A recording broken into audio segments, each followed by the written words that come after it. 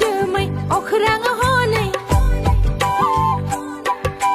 खोलो खोलो बारा हालो दैलो हनै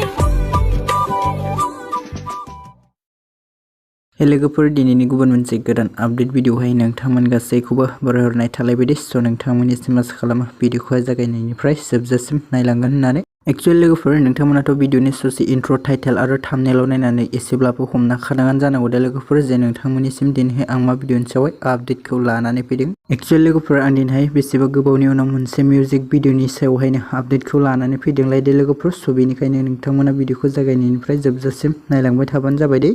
एक्चुअली लोगोफोर बे आपकामिं मोनसे मिउजिक भिडिअनि टाइटेलानो जाहैबाय दाखा जोमै दे लोगोफोर आरो बे मिउजिक भिडिअखौनो रोजाबदोंमोन खनसानिमा सोरगियारि बिथाङा दे लोगोफोर आरो बे मिउजिक भिडिअखौनो नुनो मोनगोन अनसु ब्रह्मा क्रिएशन इउटुब चेनेलनि गेजेरजोंहाय दे। ओमफ्राय लोगोफोर बे दाखा जोमै मिउजिक भिडिअनिनो करिय'ग्राफि खालामदोंमोन लेसान रामि बिथाङा दे आरो बे मिउजिक भिडिअहायनो गाहाय फाव खालामनायखौ नुनो मोनगोन टिनु ब्रह्मा बिथांजोंनो लोगोसे गोबां आर्टिस्टफोरनि फाव खालामनायखौ नुनो मोनगोन दे।